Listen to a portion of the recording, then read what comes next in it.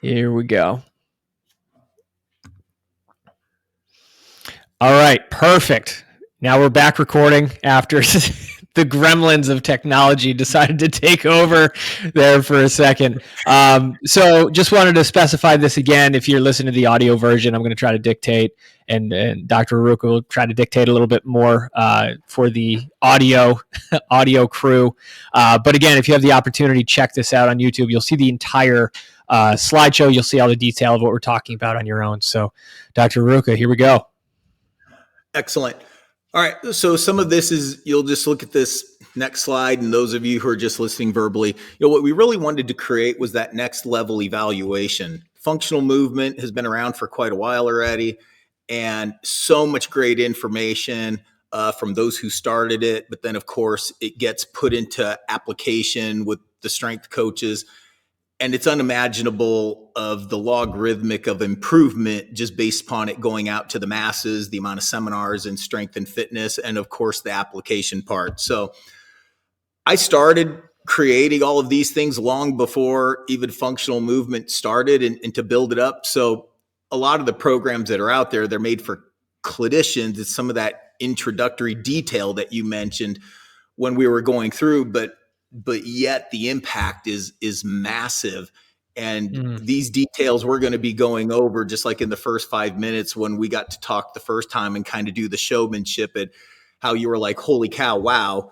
And so that's what we're going to lead into. So for those of you, when you do look at this, we're going to take anything that you do in your functional movement evaluation, taking history, and we're going to make a body map with that. So even if you have weaknesses in the pelvis or the feet, we're always going to ask the questions. Okay, how does this affect the brain? How does this affect the central nervous system?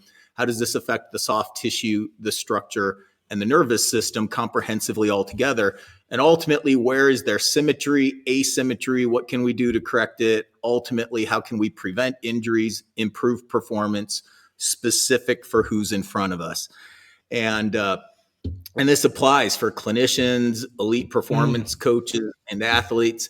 And so that's the premise. Now, where the common denominator lies is ideal neutral. So everybody agrees on what ideal neutral is, even professional licensures that don't get along historically very well, or they don't understand what the others does. Everybody in today's day and age knows what ideal neutral is.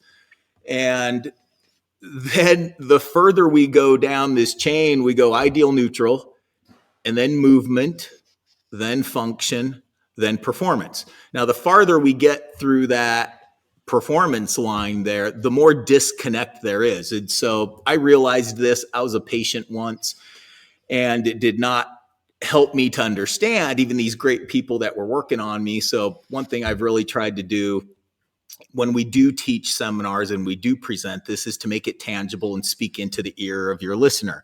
Now, of course, if I'm teaching clinicians, it's going to be a little bit different message than if I'm teaching strength and fitness experts.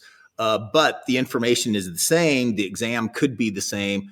It's just how it connects into the gray matter of the brain of those two entities is going to have a different function. And hands down, strength coaches have the most functional movement experience times a million out there. It's not even close. So this is a huge weakness in the clinical realm.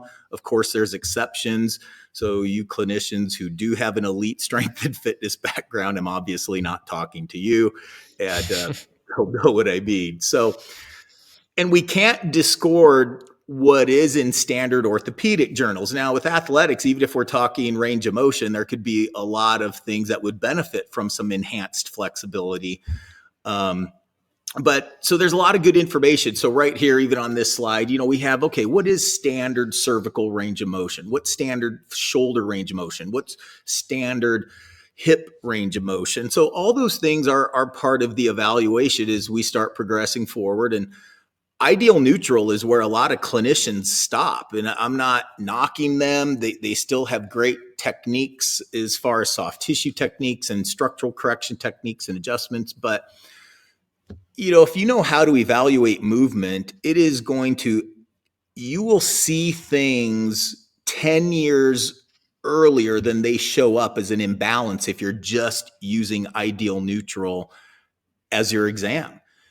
And then, of course, if you progress from just moving, anybody can move. I mean, you can move with a cane, but you start talking function, which we go ideal, neutral, movement, and function. So then if you're a skilled coach and you know how to test function, well, now you're going to see imbalances in movement far, far earlier than anybody else. And you're going to be literally way beyond, way beyond people that just do ideal neutral evaluations. But those things are not worthless. And we want to kind of put that comprehensive approach.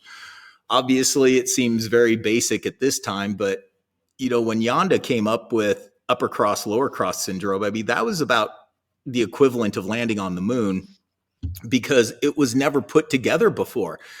Everything was so symptomatic and isolated type evaluations. And so AK has been around since the mid 60s, but as awesome as it was when you really got to start learning to it, there was no method to the madness. It was literally a million pieces, and they taught you a million pieces. And, it was like, hey, you just got to kind of figure out and put it out together in your own way. And really seeing what strength and fitness did with starting to take upper cross, lower cross, and then build on that. I mean, that was an explosion of intelligence that then took those million pieces of applied kinesiology and really kind of built this map of, oh my gosh, here we go. Now we can really make sense of this and really start putting a very structured, systematic, but not farming people, really finding the true fingerprint of imbalances out on the person we're actually looking at and evaluating. So one of the unique things we get to do as a clinician is we can order x-rays, MRIs, lab testing. We're just going to stay with the structural parts of it. So these are 4 x-rays I take on every single person. It doesn't matter if you just won 4 Olympic gold medals and you have absolutely no injuries and you've never had an injury, but yet you're coming to me to say, hey, I want to be better. We would still take these 4 x-rays.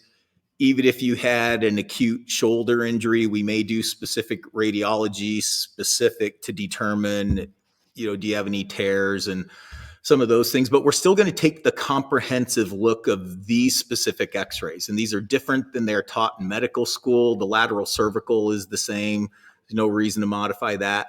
But all these other ones, if you are a radiologist or how they traditionally take x-rays in the hospital, they'll take them lying on a table, which it's like how many sports are played on a table, how many patients or athletes. Well, so there's a lot that's missed, to say the least. But you're looking for pathology, fracture, normal versus abnormal.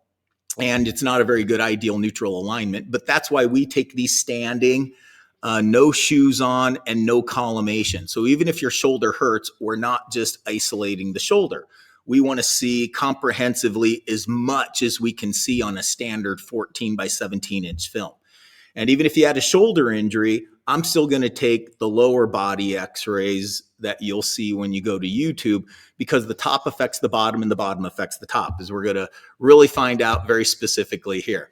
Now, this all correlates with everything the listeners know here. Think of how smart you are and think of how much you know and think of how many people you have helped. And we are going to need every single bit of knowledge that you have to incorporate into this body map and incorporate into these kind of preliminary modes even as we go. So as we have those standard x-rays now, ultimately, this is what my brain looks like times a million when I evaluate people. It's just this giant Rolodex, but I want to make sense of it, whether I'm teaching a class. I want to make it tangible for the audience. And so these are things, when everybody else sees an x-ray, you get this really nice, clean image. It's not distorted. You don't see muscles on it. You don't see connective tissue. You don't see nerves and blood vessels. And this is absolutely nothing what a body looks like when you take it apart, So, but it is very valuable. And this is kind of where we started with the wow factor. So ultimately speaking, we want our functional movement exams that you guys are already doing. If you had access to these x-rays, that we would want you to have a similar outline here where the little red greater than, less than arrows are related to soft tissue, as far as which muscles are short, which muscles are too long. when we start getting into the capital W's that you see on here, that's just a weak muscle. So as we're actually testing muscles, whether it's through applied kinesiology muscle testing, or we're actually doing specific isolated gym exercises like an X-band walk or a sideline clam or something like that, we're doing very specific tests for very specific joints. We kind of prefer to do single axial motions. Then we graduate to double axial tests. And then, of course, it's multi-axial. But even your single axials, we want to kind of go through the body and really isolate the big joints and movers in the body. And then we want to put the puzzle pieces together. So I'm really good at watching somebody squat or do a snatch, and you're doing this very complex multi-axial motion and go, oh, your right quad is too tight, or your left glute isn't firing properly.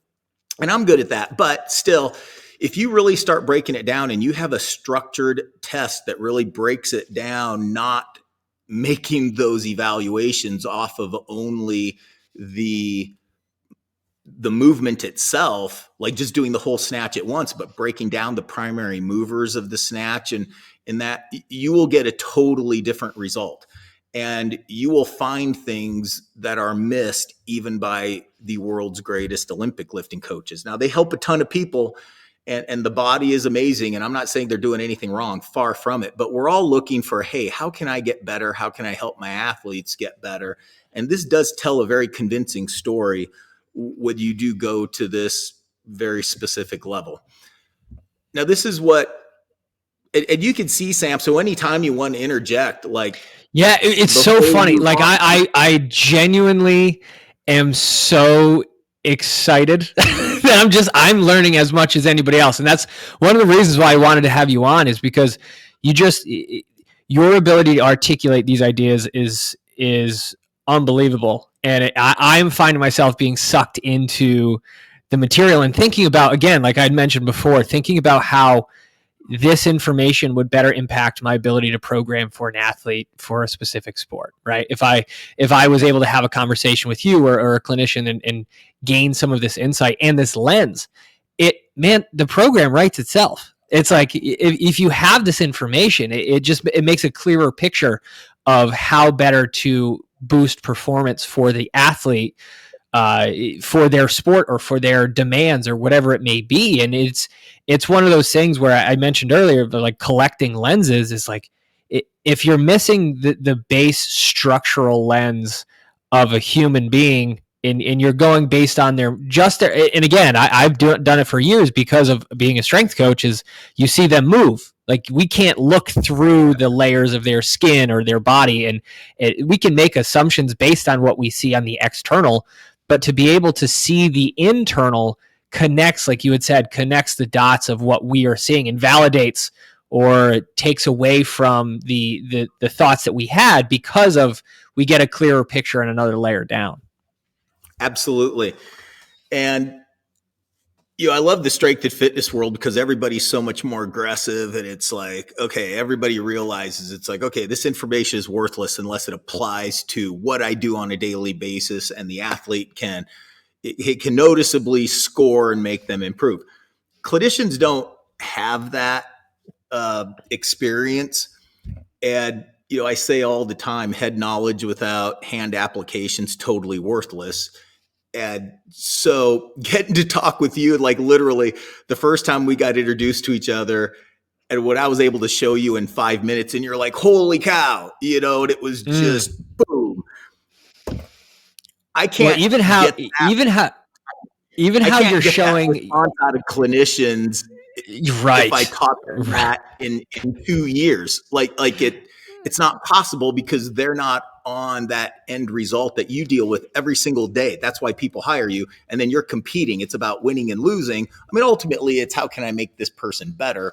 But if that person is dedicated, they're going to do some really amazing things. And one thing that I kind of want to bring up here, and again, if you're listening to this, I'll kind of explain it. On these X-rays, you have the W's, right? The W's equal a weak muscle, and you have glute med, you have piriformis, and it's like, I'm thinking of situations where I've seen athletes where I had that sort of thought. I'm like, there's something going on laterally. Maybe it's like a glute med thing. Maybe it's a foot thing. Like it kind of gets you in the area. It kind of gets you thinking about how they're moving and why. But to be able to see it in a visual format like this is like it's validating first and foremost. Like it validates the things that you see, but also it allows me to gain more insight into things that you can see that I wouldn't be able to. Yeah, and I've done this on thousands of people for a long time. And to get is I've taught this to clinicians because those are the people that have generally hired me in the past to present these types of things. And I always say, and clinicians get so offended by this, strength coaches wouldn't at all, but it's like, if you don't get surprised every exam, I don't care if you're the best of the best of the best, if you don't find something that you go, wow, I would have never found that if I wasn't doing this brain body mapping system, it's because your exam sucks. That's the only answer. If you're not surprised about something on every single client, it's because your exam sucks. So this is the standard lumbar that you would see. A lot of times it would be someone's lying face up, face down on a table in a hospital when they take the x-ray. Rarely they might take it standing, but it's possible, but it's collimated. You miss a ton of things right here. So this is the x-ray that we take. We go below the ischial tuberosities and as high up on the lumbar spine as possible because we want to see how these puzzle pieces fit together. And everything in the body is important, but if we're going to talk pure power, I mean, strength coaches are the best at understanding the importance of all power comes from the pelvis. Now, yes, the brain is incredibly important. There's a tremendous amount of neurological receptors in the upper cervical and how it affects the brainstem and the vagus nerve and on and on. I get all that. So if there is a clinician listening, it's like been there, done that. But it's so important to look at these big keystones. And without a doubt, the pelvis is a keystone, especially when it comes to sport and generating power and getting horsepower to the tire and down. And it's funny because as a strength coach or a power lifter is if you want somebody to move a weight, what does everybody do? They just yell hips. Hips. And again, not in the clinical world, but it is. That's the difference. Now, one of the reasons we take this is the first thing, and it doesn't negate what's standardly taught in every professional licensure of chiropractic, physical therapy, osteopathy, medical doctors. But the first thing, so we're looking for pathology, fracture, normal versus abnormal. We're looking for that at all times. But when we really start getting into that next level function, we're looking for anatomical short leg. So this is standing, weight bearing, shoes off. And for chiropractors, if they're listening out there, the common anomalies and not to confuse people with terminology, there's always anterior, superior rotation of the pelvis, posterior, inferior, and those types of things. Yes, those are all important. We care about those a lot. But if anybody ever tries to combat and said, well, the pelvis could be twisted and that's why you have an anatomical short leg. No, that will never cause an anatomical short leg ever. That's just a subcomponent. It's super important, but that's not. So when you're looking at femur head height on a standing x-ray, and especially once we start getting into some of the larger ones we're going to show. Now, this particular one, this isn't excessive. It's probably slightly over a 1/4 inch if we went to scale in real life. You're probably not going to have a collapsed foot arch on that side. I mean, your arches could be asymmetrical. So with real slight anatomical short legs, I don't really care. Some people still think heroin will turn to broccoli when you correct 2 millimeters. I don't. But when we look at this, though, anything, 1/4 inch specifically, you want to start correcting these things, not just improving function and movement to it, but some of these subtle ones and even the great ones, you want to look at the feet and go, hey, do you have asymmetrical arches? Because that is going to affect anatomical leg length. Now, these are not neurological short legs. So let me specify. A lot of people out there get a lot of body work done. So whether it's a massage therapist or a physical therapist or a chiropractor, you'll hear people say when you lie on a table, oh, you got a leg short. And it's like, wow, one of your legs are really short today.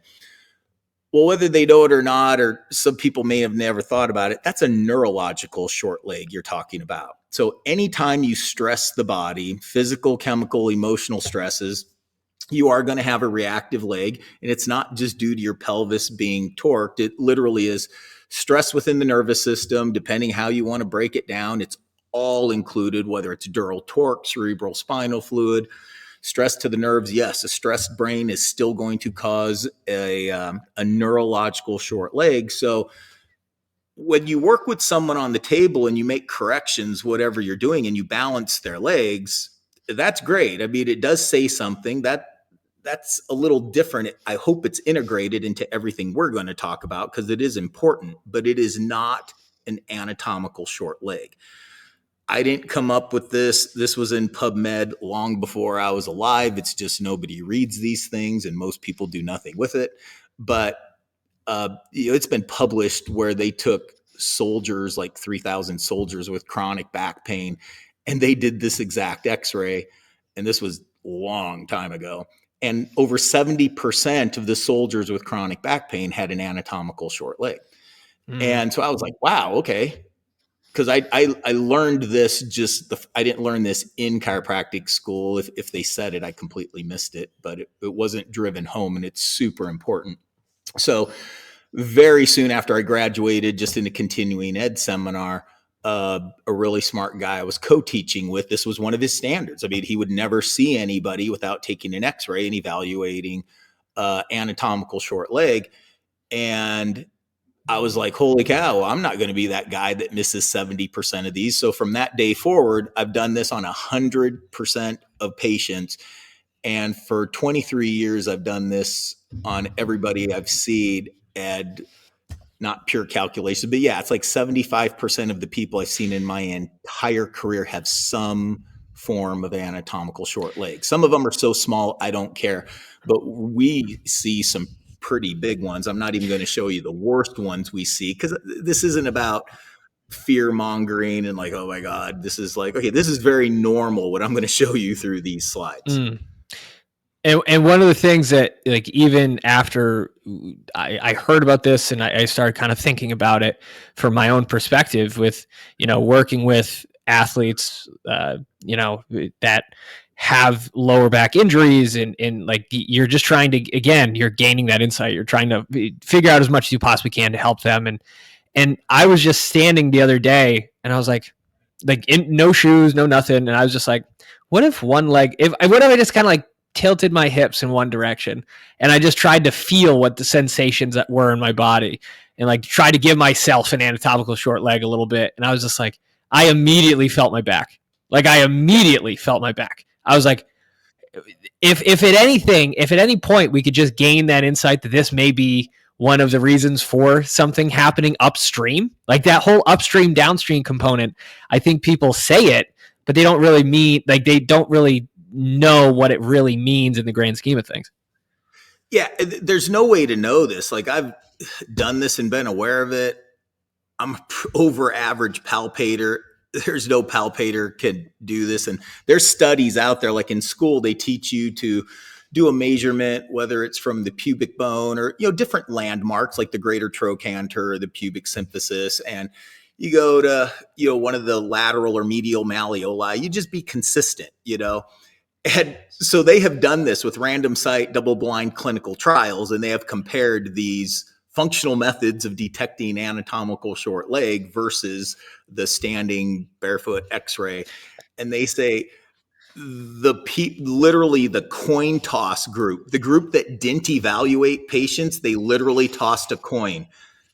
They got more accurate results than the people that actually measured for anatomical short leg versus the gold standard, which is taking the x-ray. So not even measuring the person and just flipping a coin, you got a better chance. Not even showing up to the game, you have a better chance. Not even showing up, you got a better chance. Exactly. So yeah, put that into perspective. So, as we're looking at these x-rays, I want you to fill in that gap of everything that's happening when you're teaching lifting, or whether it's sprinting or squatting and deadlifting.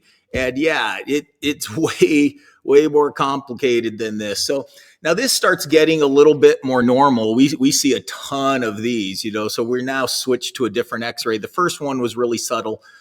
This one is more normal. This is by far not even close to the worst in the clinic. This is much more average. Probably we see them worse than this. And so think about if you're trying to teach a young kid squatting and it's like, God, this son of a bitch always flares his foot. Like, don't you listen to me? What's wrong with you? Mm-hmm. And it's like, no, they could have an anatomical short leg and what feels like setting up balance to them or just step, or how the body has to compensate to try to prevent a real potential injury and a better stress syndrome. It could just be from something like this. And again, there is no way to know, is the anatomical short leg on the asymmetrical foot that's flaring, or is the anatomical short leg on the side that looks like it has the proper technique? There's no way to know. And it will jump back 50% of the time. Again, this is one of those surprises that you can't predict. Okay, this guy has a funny reoccurring problem of technique on setup or sprinting, and it's always this pattern. Well, that pattern, no matter what it is, there's no indication if the anatomical short leg will be on the pattern you think is the dysfunctional side or if it's on their stronger side. So, and in this particular x-ray, we get to start seeing the spine compensating. So that's very noticeable. I always show my patients x-rays and we always show them, here's what normal is. And here's you. Can you tell me what you see if you see anything at all? And my patients who have never taken an anatomy class, they've never taken an x-ray class, they're super intelligent because they've never been wrong yet, and it's just obvious. It's like, okay. And so that to me makes me feel good because like I said, I was a patient once and nobody did this to me. You just kind of rely on the powers that be.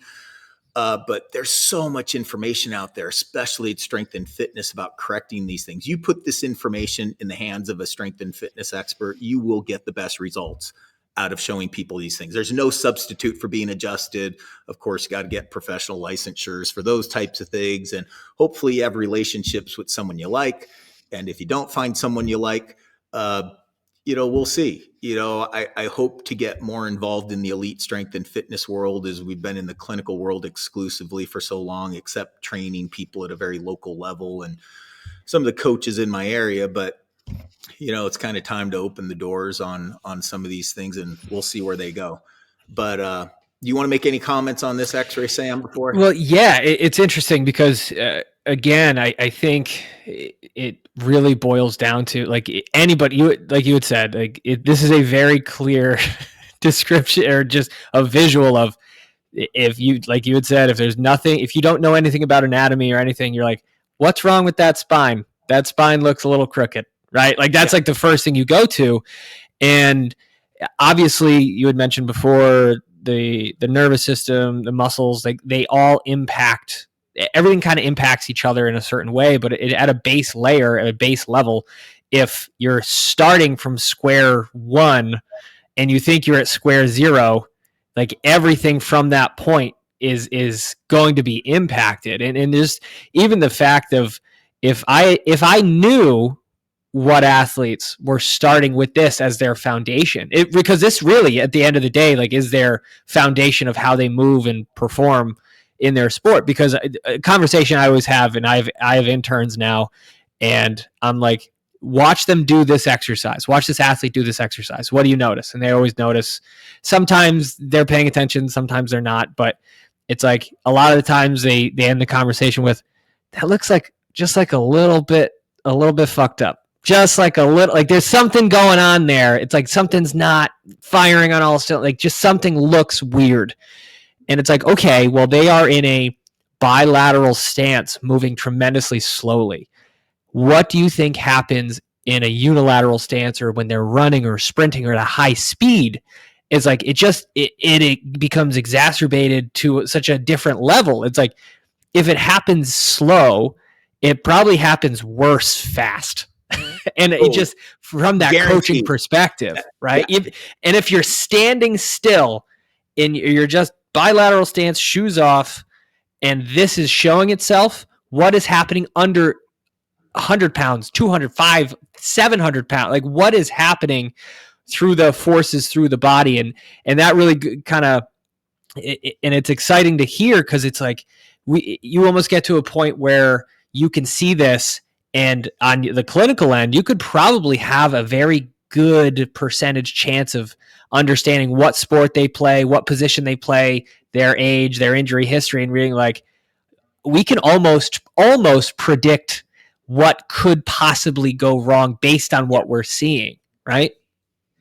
1,000%. You're right on it. And like I said, I can't have this conversation with any other cultural population except elite strength and fitness coaches who understand what it takes to be strong. And yet, you don't necessarily need to squat 1,000 pounds to be a successful sprinter or a good tennis player or to be a football player. So obviously they scale and they train specific adaptations of imposed demands. But there is something different. You can be the world's greatest sprint coach. There is something so different about information processing to the people that are the meatheads in the weight room, and they're concerned about how can I disprove gravity. And it's totally different. And that's why talking to you, this is not a normal conversation I get to have. It's not normal in many other circles. It's fine. Yeah, but it's a good thing, So as we go to this next one, so here's some of the things we're looking for. Yeah, we're looking at anatomical short leg. We're still looking at pelvic torquing, and there's a whole bunch of things we're just going to bypass. There's genetic anomalies. I mean, there's all sorts of osteoarthritis on this particular case. There's facet tropism, whatever. We're just going to bypass that here for this conversation. But as we draw these types of things out, it's not just us, the doctor or the coach, getting to see these things. Like, I want the client to see this, so they're more engaged in what we're doing. And, it's that connection of mind and matter. And when you can do that, athletes are going to respond better. Patients are going to respond better. But you get your goal-oriented people, it matters.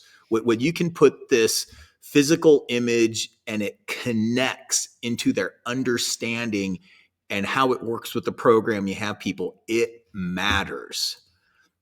Now, this one, again, this is a different person.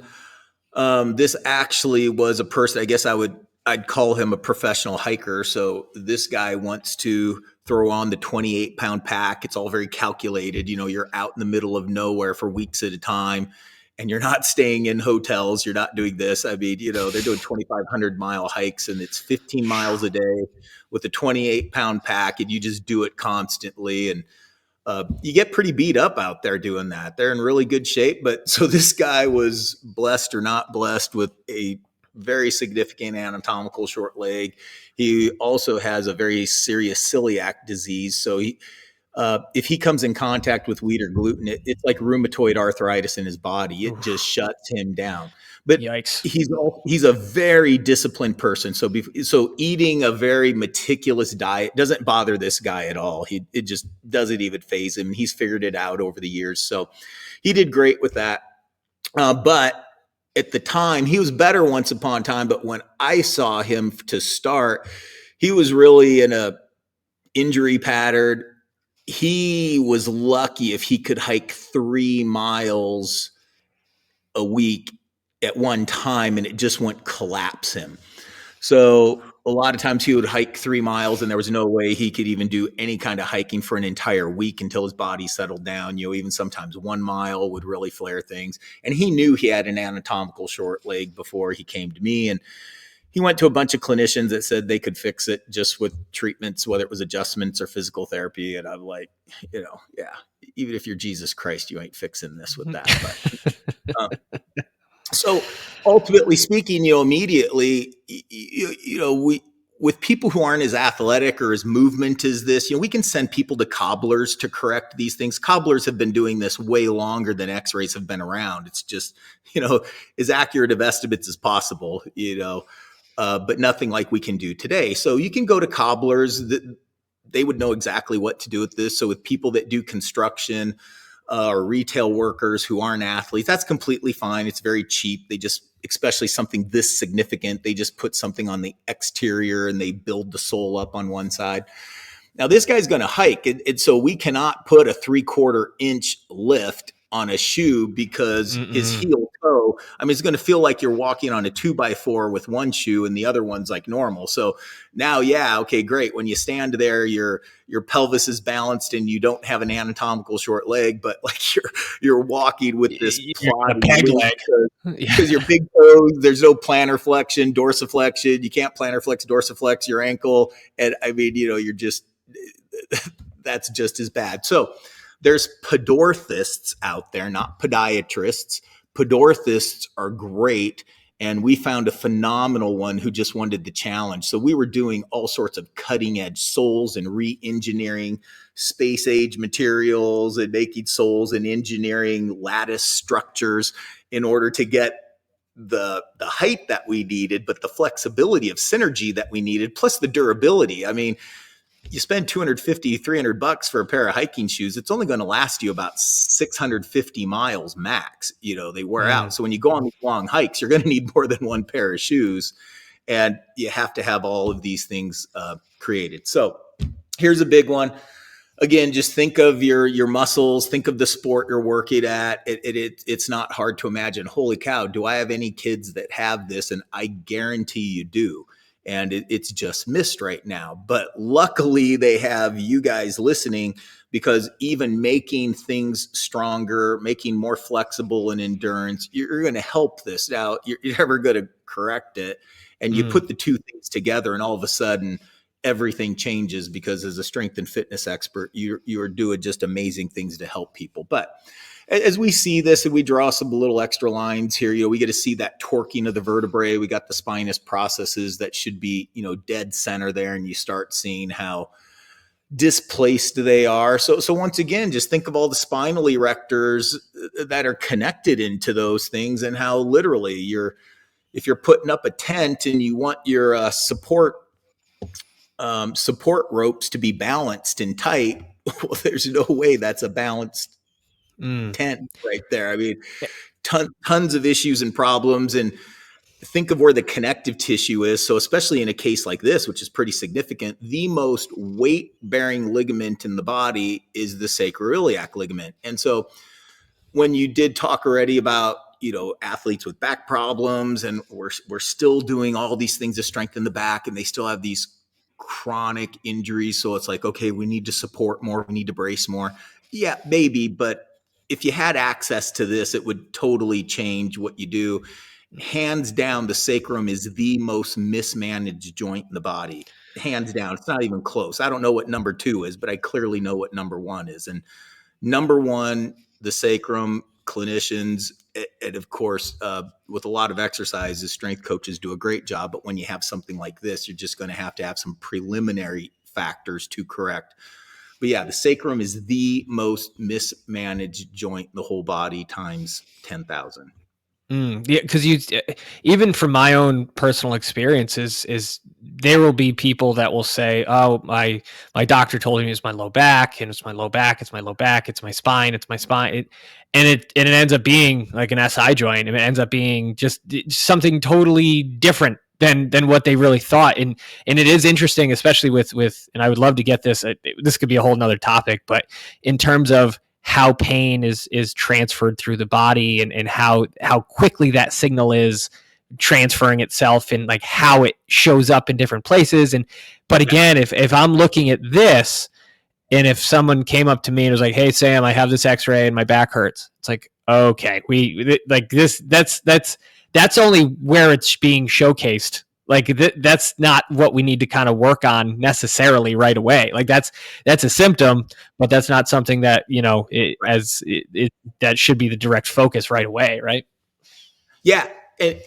But even then, if you didn't know this, like especially just knowing, the progressions that a lot of elite strength coaches do, they're doing a ton right. But obviously, without knowing this, you're making a more efficient, compensated organism. That's what you're doing. But make no mistake, it's not to waste. Like, you're putting equity in that person. When you make someone stronger, you're making them stronger. Now, ultimately, we want to take a lot more pressure off the connective tissue that you can imagine that's here. And then you just look at the visceral somatic torquing. When you look at pain, you've got such misfirings of the nerves when they're under this type of tension. I mean, we could go on and on and on, and we're not going to do that in this podcast because it becomes micro minutia that, all right, whatever. But yeah, my hope, and it is, there's certain chiropractors like AK chiropractors, SOT. So AK stands for applied kinesiology. SOT is sacral occipital technique. They do a fantastic job talking about, they use terms like a category 1, category 2, category 3. So a category 2 is this very poetic cascade of imbalances that happen in the body when you do have a weight-bearing ligament connective tissue injury of the sacrum. And it is phenomenal when you get the big academic guns out there that really talk about it. And it's phenomenal, and they're exactly right. But they've never lifted a weight in their life.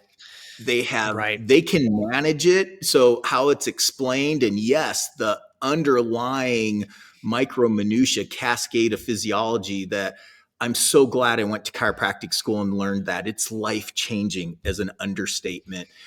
And it's so fun. Every single day I get realizations of, if I was the world's greatest strength coach, and I'm not, but if I was, how much I miss because I never went to chiropractic school. And if I was the world's greatest chiropractor, and if I didn't have the experience competing and lifting and meeting all of you guys and being pushed and all, just learning all the stuff that you guys have taught through the years, if I was the world's greatest chiropractor, I'm not even 50% of what I am today. Just being able to put these things together. So every day I get that realization, and I don't forget those things. And it's really fun for me in order to look at this. So with this person, so here's our professional hiker, and he comes in, he knows he has this. And so we take an x-ray, here we go. And I always show this to clinicians, and because this guy had, in a relatively short time, 150 adjustments simultaneously, not in one day, but, over like a year and a third, I think he said. It was about 150 adjustments, saying it was corrected. Literally, his first x-ray looked exactly like his last x-ray after 150 unbelievable adjustments. And then the same thing, with the physical therapists and all sorts of different things. And so when I show this in class, I always go, okay, how many adjustments did it take me to go from here to here? And, how many days, how many weeks, how many months, how many adjustments? And for those listening, it looks like an entirely different person. Yeah. And ultimately it took like 2 minutes, and I didn't even touch the person. So as we're taking the x-ray and we see this epic change, I always bring in just printer paper, and just 8.5 by 11 printer paper. And so you'll see, so we're at 5/8 of an inch that I stuck under this guy's foot, his anatomical short leg, that gave us this correction. And it's like, man, I love adjusting people. I mean, I could talk hours and hours and hours of the neuromechanobiology and how it affects. And anybody who said, yeah, I've tried chiropractic, it didn't work for me. And I'm like, yeah, I get it. I do. There's a big difference in the profession, just like there's a difference between the kid who's a personal trainer at one of the big box gyms and he's never competed and doesn't even look like he lifts versus, the epic strength coach. There's a big difference. And it's the same thing in clinicians as well.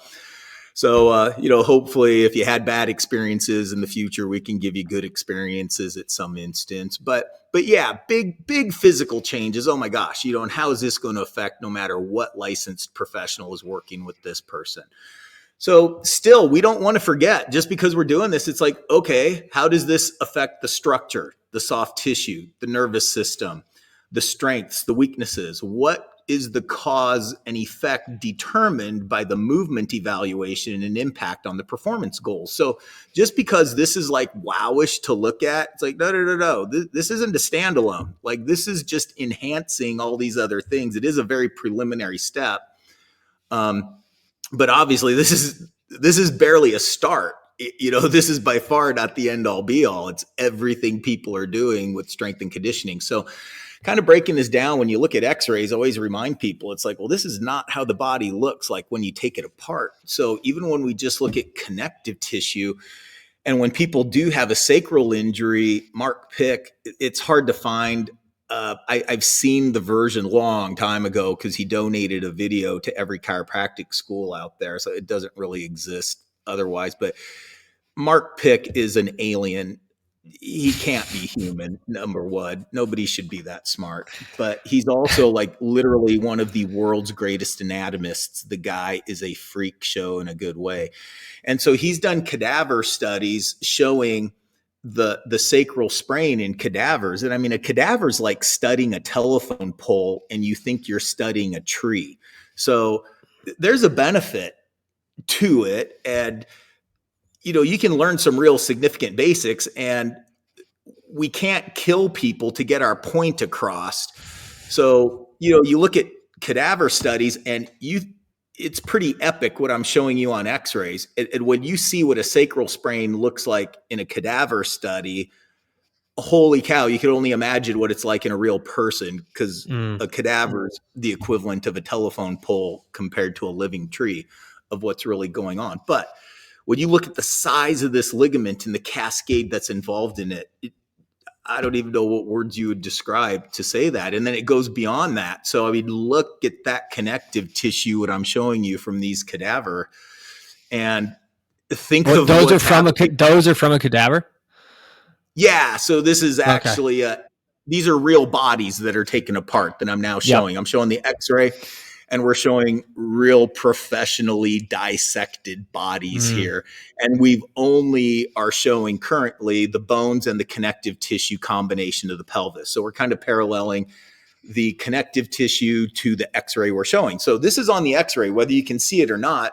You know, you don't want to make assumptions, but you want to fill in the gap. Now, there's muscle testing techniques. We have to determine which side is the sprained SI ligament. You can't go, oh, the SI sprain is going to be on the side of the anatomical short leg. 50% of the time, and 50% of the time it'll be on the other side, just due to compensations or other injuries, all sorts of things. So, yeah, you got to have some skills. It's just not like, oh, it's so cookie cutter. No, you've got this flow chart that you follow, but there's always a couple options. It could be the symptomatic side. It could be the asymptomatic side. It could be the anatomical short leg. It could not be the anatomical short leg. So you just don't know, but by having a certain amount of skills, you'll figure it out. It takes seconds ultimately when you spend the time to learn it in order to absolutely do it. And if you don't know this, you'll never figure this out in 20 years, ever. It's impossible. So, and it's fun. And you had mentioned, gaining that knowledge and gaining that insight. And one of the best sort of descriptors of knowledge is like understanding when to use the tool and when not to use the tool, and understanding what questions to ask and when to shut up and when to listen and what. But that, you're right. It's all that experience, and it's situations like this, and it's from conversations like this that I'm realizing as a strength coach in the field is the athletes, they may not be experts in anatomy or coaching or anything. They have a fairly good understanding of how they feel, right? Like that, to some extent, even just them walking or moving or speaking or mentioning something, it's like all of that is really good insight from a coach's perspective, let alone from a clinician's perspective that has this to kind of look at and understand and put the skin on it, right? Like put the people back on to the image, and then you kind of have that decision-making tree. Yeah, and even though this is great information that I'm showing, and it teaches me so much every time I go through this process, but I don't have to remind myself. I'm not a clinical robot, but it's like, no, you're ultimately working on a person, and people are very complex and dynamic. They're physical, chemical, and emotional. Obviously, you could have some real emotional issues going on that can relate to pain and poor performance and depression, all sorts of things. It's not going to be the cause of your anatomical short leg, but don't misinterpret what I say. But yeah, make no mistake, you start getting an anatomical short leg that creates and contributes to a sacral injury, which contributes to dural torque. The cerebral spinal fluid is sluggish. cerebral spinal fluid is just blood flow through the body and the muscles. So if you restrict blood flow to your muscles, yeah, you can't breathe as well. You can't run as far. You can't run as fast. Like, you're very compromised. And so you compromise your cerebral spinal fluid, that presets what the blood flow does in your body, because the nervous system's running the show. And yeah, you've got at the very minimum decreased function compared to what you're capable of doing. And over time, it creates pathologies of disease, and everybody wants to focus on the symptoms. And they never went back to the beginning of what started causing the problem in the first place. So, now we have really stacked a whole bunch of muscles on. So I'm showing a picture of a cadaver pelvis, and we got all sorts of great stuff there. So now when we start looking at this distorted pelvis, it's like, whoa, like, look at what this would do to these muscles, the stabilizers, the pelvic bowl. And then we got the big meathead muscles, of course, stacked on top of all that. And it's affecting all of them. And just look at that neural network you have coming there through the inguinal canal. I mean, that you start really understanding the complexities of the body when we start showing these pictures side by side. And this is what you're doing every day as strength coaches. This is what you're influencing and how it all works together. It's awesome. All right, here again, we're just kind of putting layers on the body. So now we're kind of showing some of the large superficial muscles on the outside, but this is it. This is when you're looking at an x-ray, you cannot determine where the injuries are or not. There's definitely a reason for CT scans and MRIs and stir images and all sorts of things. Those things are valuable. I don't think you need to start with them, because doing all of those things I just mentioned will not tell you if you have an anatomical short leg or not. And like, don't miss the obvious. This is a great picture. Like, look at that. And what does that do to your brain, Sam, when you're thinking deadlifting, squatting, picking up an Atlas stone, throwing a baseball, a running back in football? Like, what does that do? Oh my gosh. Yeah. I mean, anytime, and this is again why it's so beneficial for anybody that's listening to this to please go to the YouTube video and check out the visuals, because if you're a coach and if you ever just say the word, we're just going to do something for the glutes, we're just going to do something, and it's like, holy shit, like, you have all these tools at your disposal based on their requirements for their sport and their positions and this. And it's like, it's almost like an art, right? To really be able to use all the tools at your disposal to really help an athlete, perform better. And I'm just looking at the visual, and it's like, holy shit. We are still guessing with a lot of this shit. But, and I'm going to defend the strength coaches, and I'm not going to say that, oh my God, I don't know anything, or we're just guessing. No, you're not. So I try to evaluate.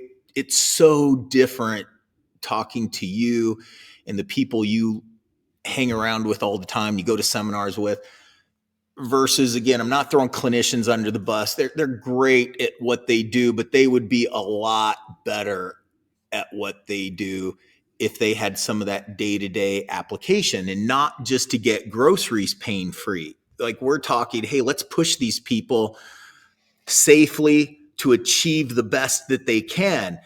And so when you teach all this clinical detail, I have no idea. I know what I said. I have no idea what people heard, because I see what they go do when they leave the seminar, and I'm like, you ain't doing shit for what we talked about. Now part of it, I think, when you get taught all this micro minutia and all this detail, and you're so awe-inspired by, okay, we took a simple x-ray, but this is how we're paralleling, especially to this anatomical dissection I'm showing right now. It's like, whoa, holy cow. And I think you get so intimidated. I don't even know what to say, but the common sense of application of what a strength coach achieves without knowing this. No, you know a ton. And I think you get more out of it because you have so much experience changing the lives of kids. You take the people that everybody picked last at recess, and now they come and work on you. and all of a sudden that son of a bitch gets a college scholarship. No Mm-hmm. one's doing that except strength coaches. And it's cool that they did it without, but there is still a percentage of kids that get hurt along the way, or they just still can't make it. And one thing I really pride myself on, it's like, all right, so even after all the elite strength coaches take their stab at it, you give me every kid that drops out and let me train that kid. And I don't know what's going to happen. I just know I'm going to get a lot more out of that kid who's connected as a dud, unless they just shut their brain off. But it's that kid that's got heart. He shows up. He wants to do it. There's some people that they're just not physically capable. And I'm not saying they're all going to be world champions, but it's a giant difference maker. And that's what I love to do. Yeah, and I think this sort of finding a better understanding is a great way to maximize that potential, right? Like that's what you say. That's essentially what you're saying, is it just how to maximize the potential of the person in front of you, right? And that's luckily enough for me, like I get to see hundreds of athletes a week, and I get to work with hundreds of different people, and it's amazing. But at the same time, like there are days when I leave and I'm like, I wanted to do so much more. Like I wanted to be able to go deeper, but then the reality of the position kind of kicks in when it's like time constraints and this and seasonality, and kid flunks out and he's done, and like that's it. And then there's time constraint. So, some of this, there's a little extra time to invest in doing these things, but then ultimately the answers that you get and the impact that you can make. No, this is epic time saving.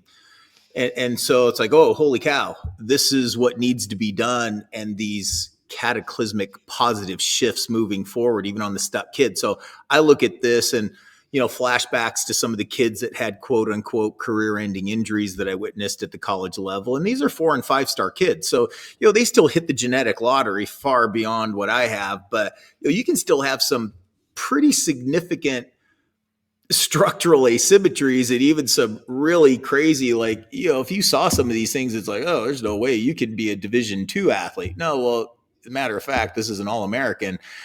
But it just puts into context how superior every other part of their body is. But then it comes down to the person is predisposed to injuries.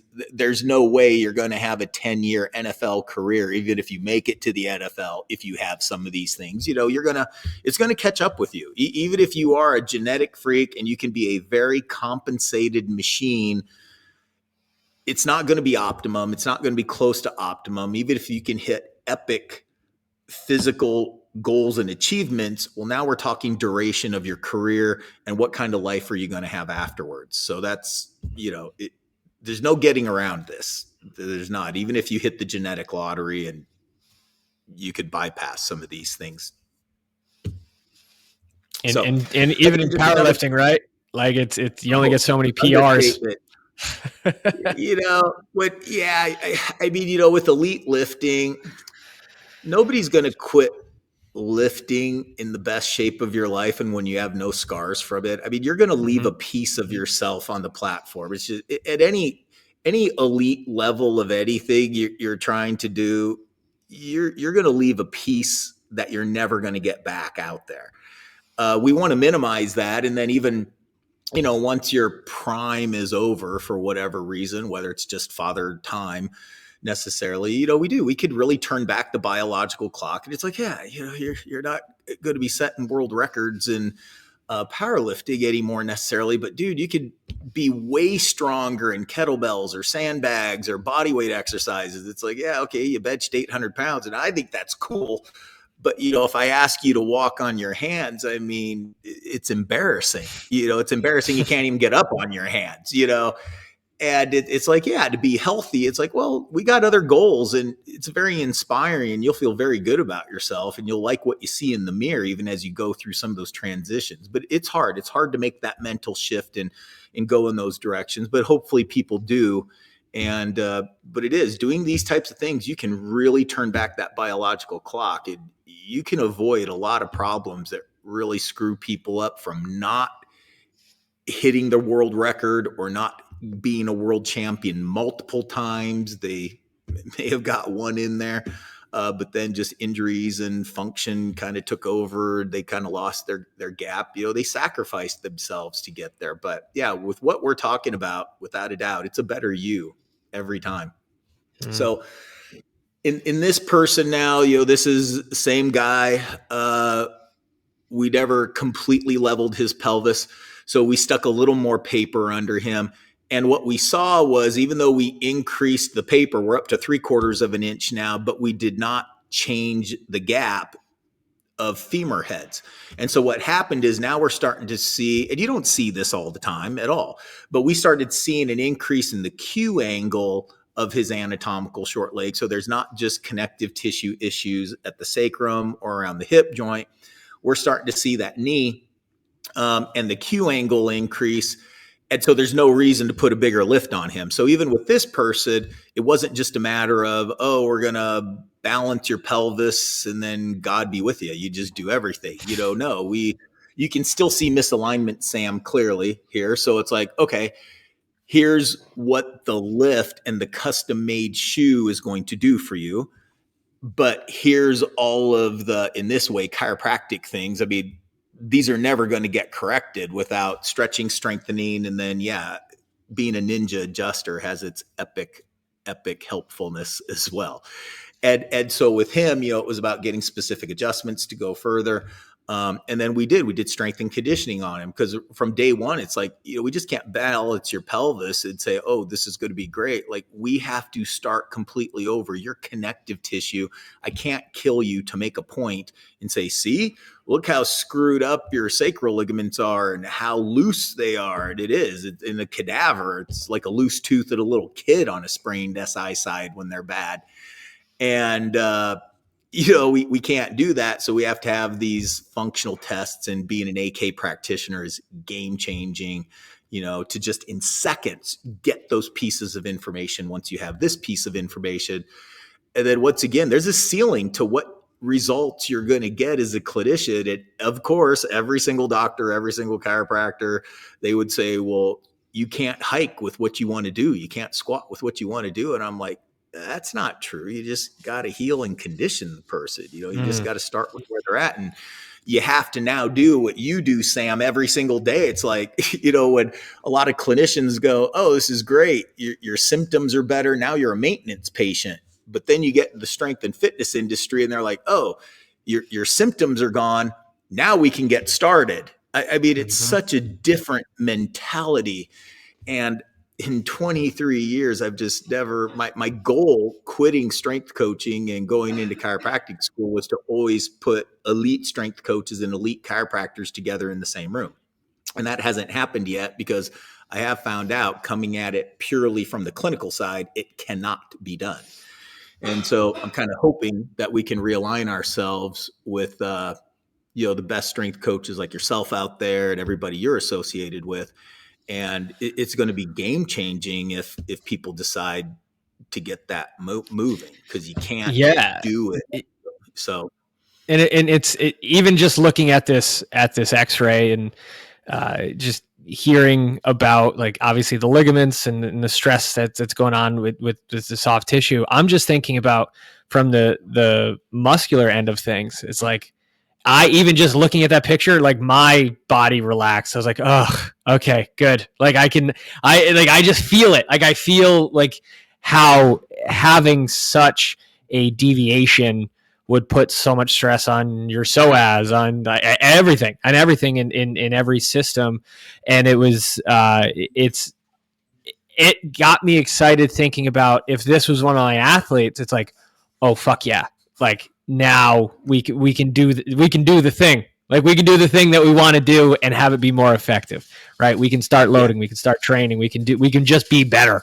And like, it just gets me fired up, man. Yeah.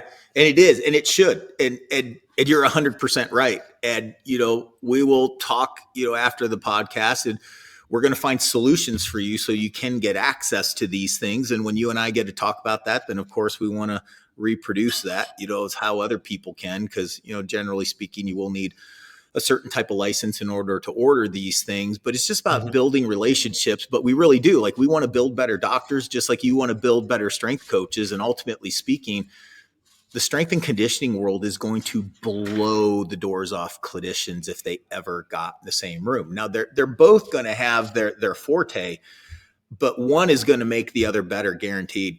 That's so exciting to me to hopefully still pull this off at some point. So we'll see. So this is where we started. So now we're showing it's the same person, but one has the third X-ray per se, where we stacked 3/4 inch of the pelvis. So it's really obvious. So in terms of just how different they look, but this is the same person, and there's still some asymmetries. There's work to be done, but this just takes minutes to make this level of correction. Now, it was not easy the first time, making the shoes that we did. That was a process.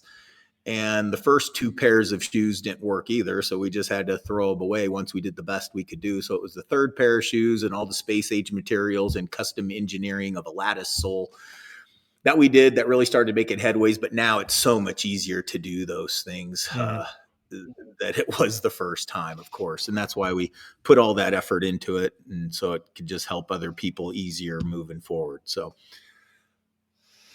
if you have a comment on this, otherwise I'll just, move forward. Yeah, no, I think we can move right along. Yeah. Okay. So here, just an example, we showed you this last time, but just for the audience. So even the last case that we showed, that's not some epic, oh my gosh, that's a 1 in a million. No, if you see 100 kids that you're strength training, I'll guarantee 5 of them looked like that last X-ray example. You do have 5 kids. You may have 70% of your kids have some form of an anatomical short leg, but even if we don't go there, I guarantee you've got 5 kids out of 100 guaranteed that have that anatomical short leg we just looked at. And so here's a doctor who knows he has an anatomical short leg, and he came to one of my seminars, and we had it set up here that we were taking X-rays on people and doing the corrections. And he has a hip replacement, so you get to clearly see that. It's kind of cool. But so he had a lift in his shoe. And so when he retook his X-rays coming to our seminar, he wanted to know, okay, what does my leg look like without the lift? Because he always wears a lift. So he took the lift out, took an X-ray, and then took an X-ray immediately after with the lift that he commonly uses. And it's pretty pathetic, the difference. I mean, there's a difference, but it's not even close to a correction, as you could see.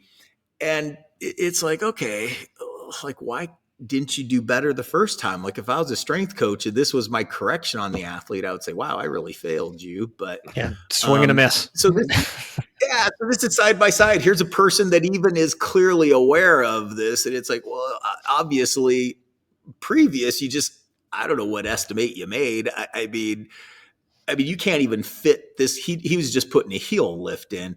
And I mean, you can look at this and there's no way, nobody's going to buy a shoe that fits your feet that you could stick this much of a lift in. I mean, this is easily a 3/4 inch anatomical short leg to start. And I don't know, he must have put a 1/4 inch lift in. I mean, there's way more than a 1/2 inch left, even once he's got his lift in. So, but my point to that is there is no guessing on this. This is so easy to do if you have access to X-rays. There's no guesswork. It's like, just correct it and let's get on with the strength and conditioning. That's my point. Like, I'm always going to adjust people. Some people are serial killers. I'm a serial healer. I love adjusting people. I'm good at it. I'm not the world's greatest, but I'm a ninja. There's no doubt. I know how to adjust all 206 bones in an XYZ axis. I don't care if you're lying, standing, on your head, right? I can smoke it.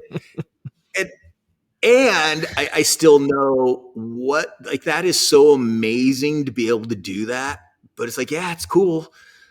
But combining it with real strength and conditioning, that's a whole different galaxy. It's I can't even explain it. It's like there's no substitute when you talk lifestyle medicine. Strength and conditioning is the peak of lifestyle medicine, without a doubt. So, as we just look at this person, as we're going through X-rays, the top affects the bottom. We kind of went into the pelvis and maybe in too much detail with time, but I know we'll get the impact across. I know it had a great impact on. Well, we're going to be doing this again. Like, you're not off the hook here, Doc. You're not off the hook. but I know any strength and fitness person that sees it, they're going to get it in minutes, and then we spend an hour on it. But likewise with the top. So then we take this view, which is a whole combination hybrid. This X-ray, it's not rocket science. It's not written in any medical textbook because everything is segmented out in these itty bitty little puzzle pieces. Like you just take a picture of the upper cervicals. You just take a picture of the lower cervicals. You just take a picture of the shoulder if it hurts, all those things. And it's like, no, why don't you take a picture of all of it? Put a 14x17 film in there. Don't collimate anything. Shoot it all together. I want to see how it all fits together. That's the only thing that matters. I mean, you don't walk around in segments in your body, and then we're going to get to it. It's like, hey, so right here, just like on the bottom X-ray, we're looking for anatomical short leg. There's all sorts of important things, and chiropractors got this down. Nobody reads X-rays better than chiropractors. Even if you're the worst chiropractor in the world, you could still read X-rays better than most people, but it's limited. They have a smaller window. And so they'll just look at the upper cervical or whatever. Even if they're kind of a PT type of chiropractor, they'll just look at the symptomatic part, like an AC joint, SC joint, whatever. Nothing wrong with that, but it's not going to do for you what this does. So once again, one of the first things we look at after we obviously look for pathology, fracture, normal versus abnormal, is we are looking at scapula alignment. And specifically, we can just look very closely at the coracoid process. That's the little red circle with the arrows. That's the coracoid process. And wow, this is a keystone in the body. And there are some chiropractors, Mitch Malley's one of them. He is beyond phenomenal at adjusting scapulas and analytics and radiology and all that stuff. But so I'm sure there's others, but I mean, he's really out there teaching people the importance of adjusting scapulas and some of these types of things, still in a different context of what I'm bringing it from, because he doesn't have an elite strength and fitness background, but he's crazy great person and smart.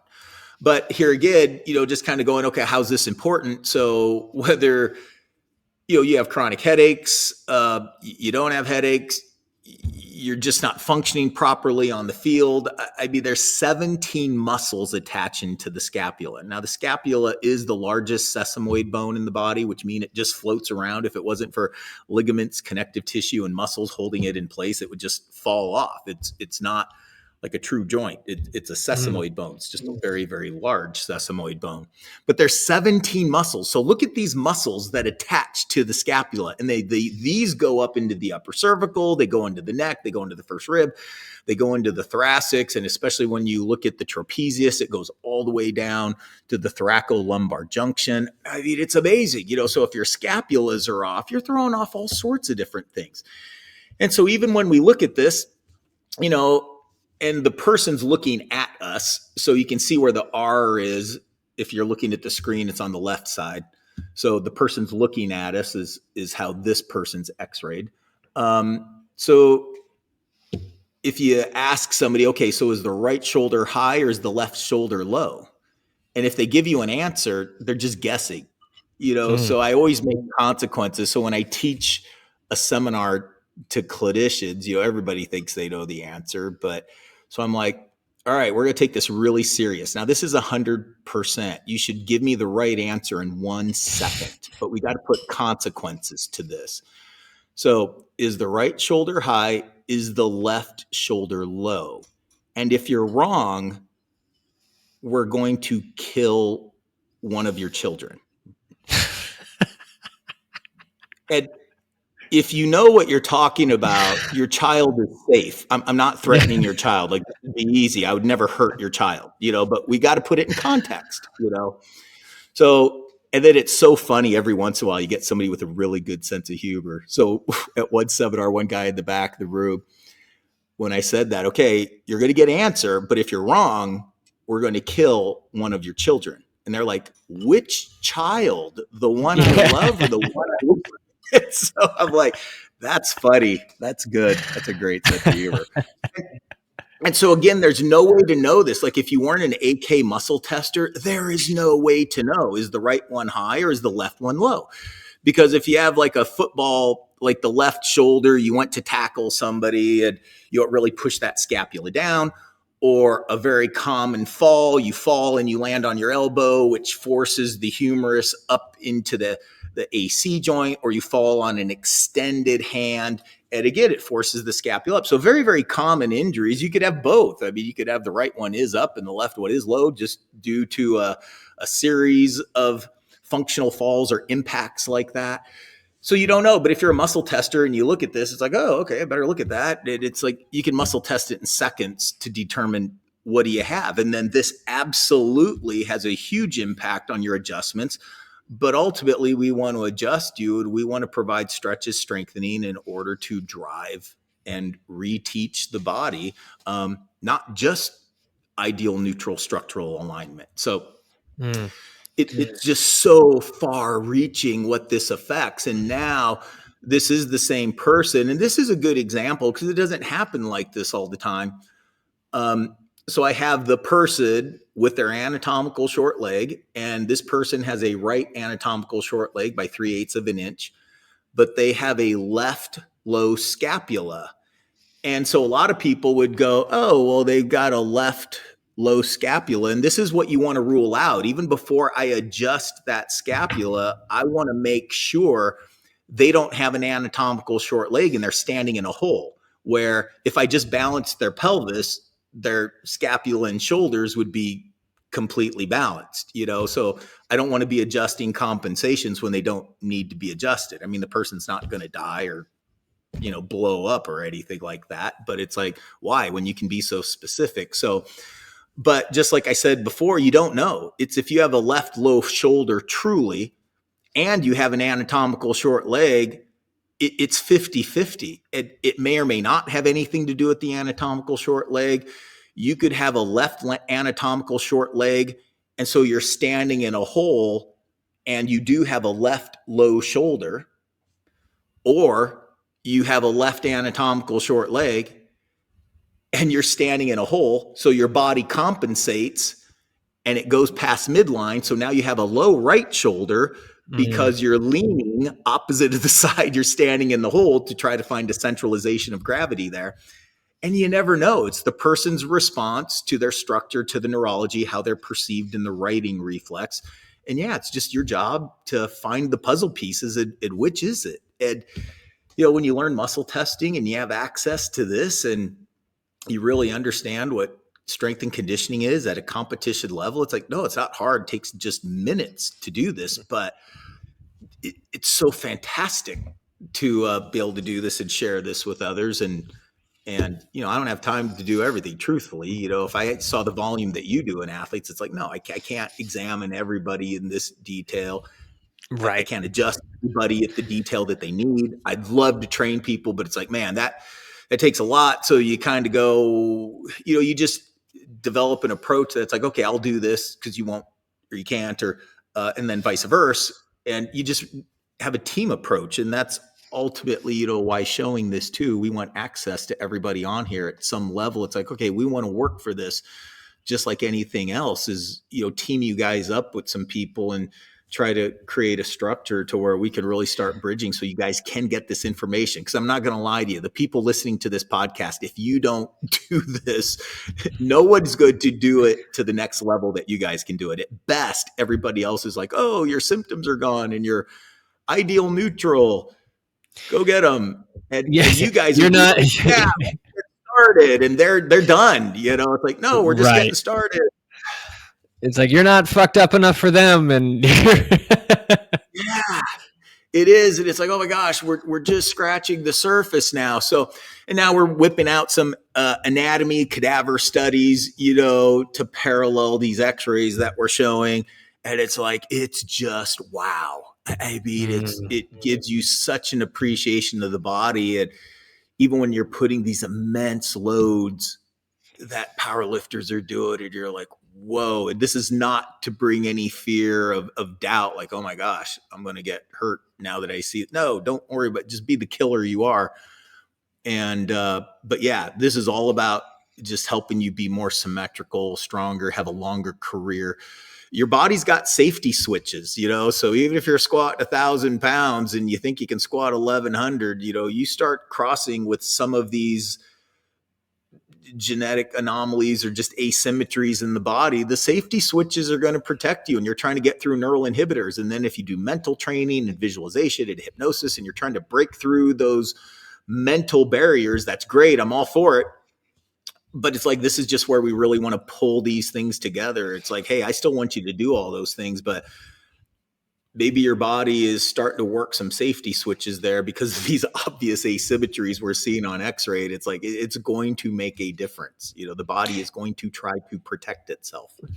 Yeah. And like, I'm just looking at the image here, and I'm thinking, if this was one of my pitchers, like one of my baseball players, and he was a righty, and like, he just kept running into issues, with his shoulder, with his elbow, with his that. It's like, a lot of the times people are like, well, it's just an injury, it happens. But it's like, but there are things that we can look at to see if it would have an impact on bettering their performance and keeping them healthier longer. And you had mentioned it before when we had our conversation about it, is like, if you can get somebody at the highest level healthier for just a little bit longer, that's millions of dollars. Like, that's life-changing for that person. Yeah, and it's the difference between a kid being a walk-on and being on the practice squad his whole collegiate career to where, no, he's a contributor. Like, he goes from a walk-on and a bench warmer and he's just on practice, and no, he is the solid second stringer. And I will guarantee one epic jump in performance. And I mean epic. And it's not uncommon. You're going to take walk-ons and no, they become an All-American, whether they're at Division II or Division I at times. Like, they may not go to the Pro Bowl, they may not make it to the NFL yet, and they may not, but you're still going to reach those kids, not as consistent. Normally it's like, no, you're going to make one big jump, like whatever that kid functions at. It's like, no. If they're second string, they're a starter. If they're already a starter, oh no, they're All-American. Or second team All-American. No, that's what we're talking here doing this. This is not like, I went from a 5.040 to a 4.9540. No, like, we expect that, but no, we're talking bigger than that. And again, this is just so crazy looking at these anatomy pictures, next to an x-ray, but, combining that, look, these asymmetries I'm showing, this is just on the general public. These are no athletes I'm showing. I mean, I've done these on athletes too. I mean, some of these are more athletic people than others. But this is what I see all the time in the clinic. And it's just like, whoa, it's like, okay, well, I'm glad you're here. We're going to correct these things, and we're going to help you have a much more functional life. Whatever your goal was, we can rewrite that. So. Yeah, I think just even if you can bring it back, like, if you can just, there we go. If you can see this, and it's almost just giving them the opportunity to reach their potential by bringing them back to baseline. Like, it just bringing them to an even playing field, per se. Right? Yeah. And this gives so much different understanding and impact to evaluating ideal neutral just from a posture analysis. And then we go back again to Yonda, just upper cross, lower cross syndrome. Well, this adds an entire different impact to that. And Dr. McGill did so many great things, and there's a lot of great things about Dr. McGill. But one of the greatest things about Dr. Like McGill, his mustache is probably one of the greatest things. That's super classic. Absolutely. But he had a very unique mentality. He just didn't stay in his ivory tower of the PhD publication. I mean, he achieved that. And he found the group of people that would listen to him the most, which was the elite strength and fitness community. And he was so interactive with them. And his research put so much application into that, and nobody can write a book and put all this stuff in it. So, he may know all of these things. I have no idea if, whatever, not aware that he taught those things, but what he did was so impactful. What all those people did were so impactful. And I'm not trying to be Mr. Popular or anything here. I just, again, I came from very simple, humble beginnings, and some of this stuff was never, not even close to utilized at a maximum. But I was no genetic specimen, but I had a really hard drive. I had a really good chiropractor starting out of the gate. I had a good strength coach starting out of the gate, which made a really significant impact to me and allowed me to compete at a level that my joint size would not have been capable of without those types of things. But then there's just a whole nother level. And my goal is always, what took me 14 years to achieve what I did, man, I want to be a lot better coach than I was a lifter. And if I knew this, it's like, my goal is I can get you to do what took me 14 years. I can get you to do it in 3 or 4 years, and you're going to be healthier, and you're still going to have a ceiling that we didn't even tap into yet. That's my goal with people, is to blow away anything being a coach that I ever did as a lifter, just because I didn't have anybody that put this together for me. Yeah. And it's, I was thinking about that just the other day is I don't want to burn out all the gas you got in your gas tank going 50. I want to get you going 100, right? Like I want you to be as efficient as possible to be able to, go into that next gear to reach higher levels. And I think the best coaches in the world are able to get people so far above and beyond what they were capable of doing themselves. And I think that's some of the best coaches in the world. It's just, Always mediocre athletes, right? And we're talking really in depth. I mean, this is literally the first 5 minutes of my exam that we're going over right now. But when you talk about coaching, and so coaches currently don't have access to this, but like I said, what they do, and you look at the power of coaching and you look at the power of good coaches, and obviously it taps into the mental part, and everybody agrees, the body cannot achieve what the mind does not believe. And a coach, from just really caring and putting effort into people, and it's reciprocated, athletes will run through walls for you when they trust you and they know you got their back, and they're not going to get hurt doing those things. You just build up that confidence to them. But make no mistake, I mean, this is going to make you a better coach, even when you're already a great coach.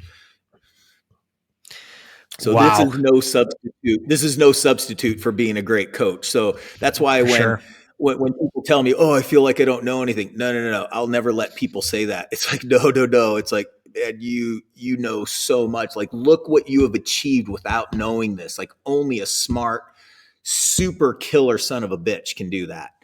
So it's like, when you get this, you did the harder part. I think it's like, look, I can show you how to do this. And if you have access to this, it's like, you're going to take it and just run, boom. And without a doubt. So. Wow. We're going to have to do more episodes. This is next level shit, man. And I think, again, I appreciate your willingness to share and to, make the connections of coaches, clinicians. And it's an important conversation to have, right? Like that. I've always wanted to be surrounded by people that are doing amazing shit. And this platform, this podcast has allowed me to have great conversations with clinicians like you and amazing athletes and just amazing coaches. And like, it's so cool to see what the future can hold for this industry and just people, right? Like, imagine how much happier people will be if they hurt less and they can do cool shit. Like, it's amazing. Yeah, when you can really push yourself, or when you can really prove yourself, that's a better way to say it. When you can prove yourself amongst the elite, whether you got good genetics or bad, whatever, when you can push yourself farther than you ever thought you could do with the knowledge that you have, and then we can implement things like this and things like, and we can take it to a whole different level. And then, when you work with the general public and you just scale it back, it's like, oh my God, this is so easy. Because nobody catches these types of things, and it's hard to be fast. Like, just the amount of training you have to do to maintain fast, let alone be the fastest at your age or your conference or, whatever level you're at. It's hard to be strong, let alone being the best in your age group, your weight class. And then, you start going up, okay, I'm the state champ. Now I'm the regional champ. Now I'm the national champ. Now I'm the international champ. Now I'm Pan Am's, then worlds. And, you kind of get, and there's super beasts out there. I was never one of them, but there was no ego. It's just, what you're getting into, and you may not get last place when you're a state champ and then you get introduced to nationals, but there's very few people that, you win state the first time you do it. And it's like, oh, I qualified for nationals, and you go and you're like, oh, I won nationals. Yeah. Yeah. There's people that do that because they're like really genetically gifted. And when you're not that person, I know some genetically gifted people that are good coaches, but I know a lot of not genetically gifted people that are great coaches because they had to work at it harder. They had to uncover things similar to this in their area of specialty. And they picked up a lot of pieces just because they didn't hit the genetic lottery. So, Dr. Rerucha, I can't even thank you enough. I know we're going to be we got other topics we need to get into. We got nutrition we got to get into. We got to get all this other stuff. But I think for episode 1, this is going to be a video format. I think this is a fantastic stopping point before we would transition to the next episode that we ended up doing. But any last words? The platform is yours. Whatever you're working on, whatever you want to show people, whatever, it's all you. Just moving forward, we don't want to just throw a podcast out. I've been doing this for a long time. And like I said, I started off purely in strength and conditioning and then went into the clinical world and kind of got distracted in a good way being in the clinical world and kind of seeing the ceiling that's achieved with that. And really wanting to bring this knowledge in a useful manner back into strength and conditioning and meeting people like you. I mean, that's the goal. I've pretty much tapped myself out as far as what's achievable with the mentality of the people the last 23 years. So we'll talk off camera. We really want to address some things. It would be so fun. It's very doable. You just can't pick a hotel and do some of these things. But like I said, it'd be fantastic to get a room of people. And it's like, okay, no, we're going to take x-rays on every single person here. We're going to find anatomical short legs on people they had no idea they had. And, we didn't even get into the functional exam, which everyone listening to this is already graded a functional exam. There's probably some unique key pieces that I can bring, but everything people are doing is fantastic once they have this foundation, hands down. And, we're not building robots out there. We want 3-dimensional thinkers and people who apply it differently so we can learn from them. But that would be so fascinating to put a real strength and conditioning seminar together where we're teaching technique. And, we have a mutual contact too, Marty Mitchell. He's got so much phenomenal stuff coming out in the equipment manufacturing world. And it is going to change the elite strength and fitness training just of what he's coming out with. And we get to talk all the time, and he's aware of, these things, and he's super excited about bringing these things together. But also you guys on the front lines is just to kind of determine, okay, how can we do this? Where would we do it? And it would be so good because you're going to have a room full of people that are experts. A bunch of badasses is an understatement.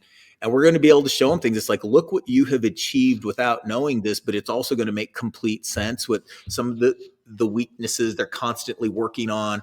And it would have an enormous impact on everybody. So you and I will talk off screen at some point in the very near future and just go, okay, what can we do with this? Yeah, podcasts are fantastic. We'll definitely keep doing these, but how can we get a real hands-on application? When I say that, it's like, no, everybody's getting x-ray shot. We're going to go through the 3D brain body mapping exam, and everybody's going to be able to be their own expert as well through this whole process.